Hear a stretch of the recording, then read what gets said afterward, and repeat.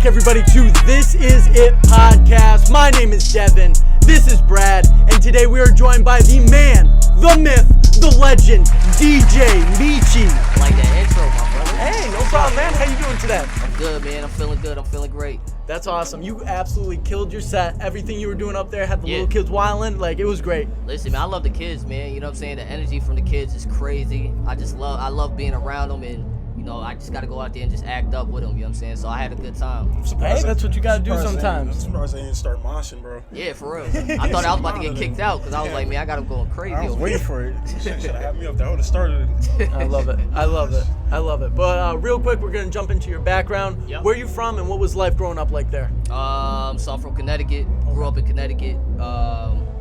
Life there, I guess, was just, you know, I wasn't born there, but, you know, growing up there was cool.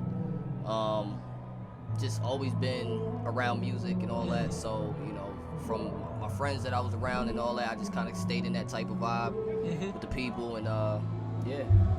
Yeah, which part of Connecticut did you grow up in or spend most of your life in? New Britain. New Britain, okay. Britain, so it's like 10 minutes from Hartford.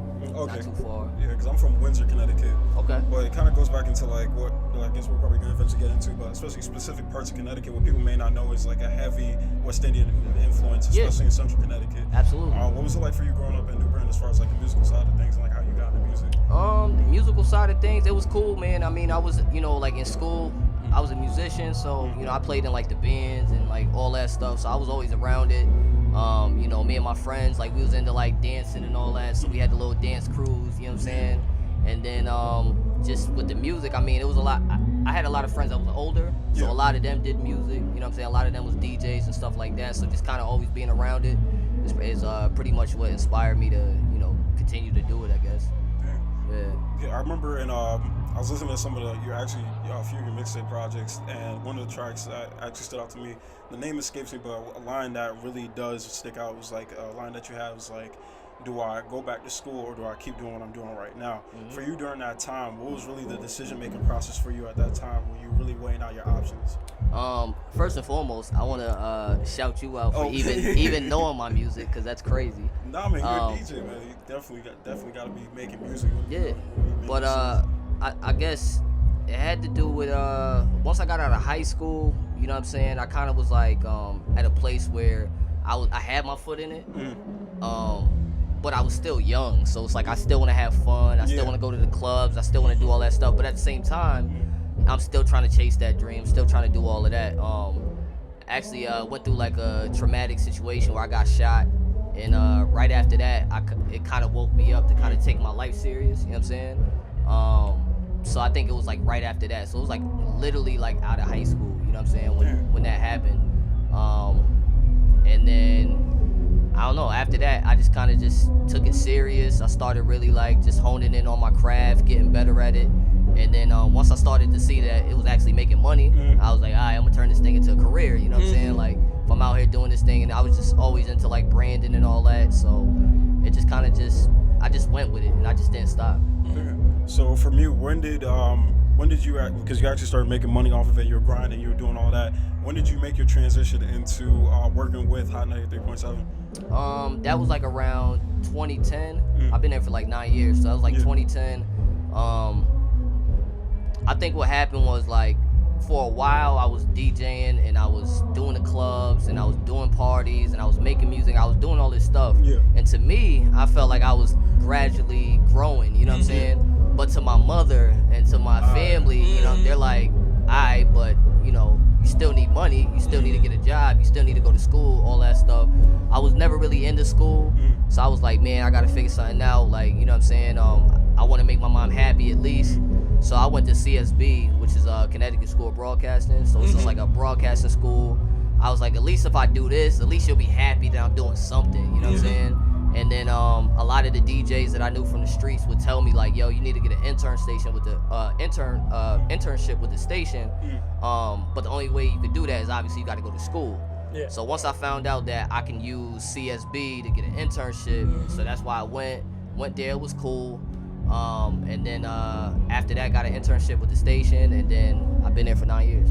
Damn, bro. That's crazy, man. Working my way up. I got a quick question for you, because So this might be like very Connecticut specific type of like colloquialism that I might about to go through with Meechie, but when did you find out that Jenny Boom Boom wasn't a Latin or black woman? Like, how would you react to that? I think I don't know. All jokes, we love Jenny Boom Boom. Like, she's my childhood. Nah, that's my family right there. I'm not sure if it was a point in my life where I thought that, cause I don't even know if I really like even thought about it, like that she might not be black, or you know what I'm saying. But I know like I was super young. I was probably like 15, sneaking into like clubs. So I remember like being in the clubs and like seeing Jenny and being like, oh my God, that's Jenny Boom Boom. You know what I'm saying? And just looking up to Jenny, looking up to Craig G, looking up to all these guys and stuff like that. So it's just crazy, like obviously being there, sitting at the table with them right now. You know? And those are my families. Especially when you think of radio, and especially hip hop in this area, because I know it's probably the same thing for Springfield too. It is. Those are the people you think about. Yeah. You know what I mean? Like especially like when I remember like in the first grade, or not even first grade, like kindergarten, because my parents were very musical people. All they would play is the radio. Like that's where you got your music from. You being in the music, or not even the music, the radio industry, not really part of the music industry, radio's relationship with how we consume music has changed, along with like a whole bunch of other things. What do you think radio's role is now in the streaming area? It's I think its role, I'm gonna say this. I'm gonna say that I think that, you know, a lot of people ask me this question and they're like, are you nervous? Because things change, people get their entertainment in other type of ways. Nobody's really listening to the radio anymore and stuff like that. But just like you guys just said, you know, at the end of the day, you still know those people though. You still know the Craig G's, you still know the Jenny Boom Booms, you still know those people. And those are the people that, you know, we still want to invest in some type of way. So I think like in a local standpoint, the radio still has its value there, you know what I'm saying? Because at the end of the day, like, yeah, I can go to Spotify, I can go to Tidal, I can go to Apple Music, listen to the songs I want to listen to, but I'm not going to know what's going on in Hartford. I'm not going to know what happened in Farmington. I'm not going to know, you know what I'm saying? So I think that radio is always going to be there regardless, just because it's just on a local level. Like, we still need that because people still want to know what's going on. But, I mean, I don't know, man. It's getting spooky out here, you know what I'm saying, with all this streaming stuff. So we'll see. I'm excited for it, though.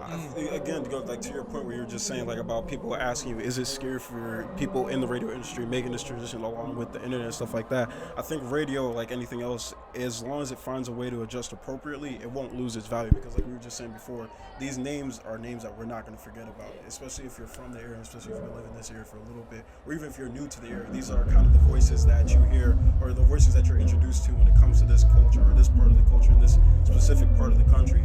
A question I got for you, since you're a DJ, you've been coming with this a long time, who were some of your influences growing up and stuff like that? Influences growing up, DJ wise, DJ Rob Swift, DJ Jazzy Jeff, Funk Flex, Craig G, Khaled, DJ Enough, you know, Camilo, you know, a lot of my Heavy Hitter brothers, like those are a lot of guys that I remember just coming up and just being inspired by them. DJ Premier, you know what I'm saying, like just a lot of those.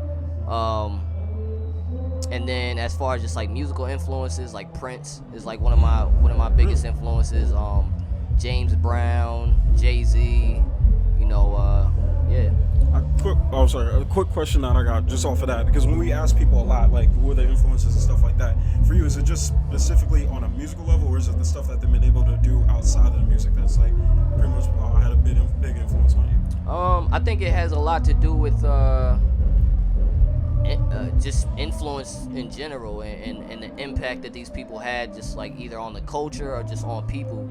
I think music is one thing, obviously, but you know, there's a lot of talented people that can do music, you know what I'm saying? But, you know, what are they really doing outside of that? What are they doing with that? So I think that a lot of these people that I was inspired by, it's more from just, you know, how they took what they do and you know, continue to make an impact on people and change people's lives and, you know, all of that. Yeah. What I want to talk to you about is something that I admire about you a lot, and it's the Up Next show that you do and the importance of it. So I want to talk, like, how did this start? So basically, I mean, the Up Next show started. Shouts to DJ Buck. You know what I'm saying? He's the program director at Hot 937. You know, he allowed, you know, us to create a platform, you know, for these artists to be heard. I mean, I think for years, you know, you got these local artists that always come to the radio. We want our songs played. We want our songs played. We want our songs played. But they don't understand the business. You know what I'm saying? And I think that, you know, ideas and always kind of being around just the scene and stuff like that, because Buck is just always in the scene. He's always around. He always knows what's going on. And I think it just was inspired by that. You know what I'm saying? It was inspired by just us as Connecticut having a great local scene and just understanding that there needed to be a platform for that. And why not us being the big, Lil TJ must be here because everybody's screaming. But everybody, you know, with Connecticut having such a big local scene, you know what I'm saying, with us being the big, you know, umbrella or whatever you want to call it of Connecticut, you know, it's only right that we start something like that. You know, it gotta start from the top at the end of the day. So, you know, I appreciate Buck. Buck knows, you know, how much I was entrenched in the local scene, how much I rocked with a lot of the local artists and upcoming artists and stuff like that. Like you said, with the projects that you heard and stuff. So it was dope that you know, we was able to just come to the table and figure out a way to do it. Yeah, and from my understanding, you have a new title as well right now, just recently. You want to talk to us about that? What it was like for you, like making that transition? We're still making that transition. Yeah, still making that transition. Congratulations on that too, by the way. Long time coming for that one. So yeah, I'm the promotions director of Hot 937 now. Still on the afternoons, so I'm still gonna be on the radio. I'm still gonna have my Up Next show, the mix show, and all that. Basically, it's just a level up, man. Like it's I think for a long time I was in that building doing a lot of different jobs and a lot of different things. I'm blessed to say that I've been there for 9 years and I've been able to just kind of learn everything in that building. So I think that just this opportunity is just another way to learn just another aspect of radio. You know what I'm saying? The promotion side now and really be able to use my talents and my creativity and stuff like that to, you know, help elevate the brand and continue to elevate it. You know what I'm saying? So absolutely. I do want to ask you a question because, you know, you do a lot. Just before this interview started, you were talking about how you have another show after this and then you do an Up Next until 2 a.m. Yeah. How do you maintain your mental well-being while doing everything that you do?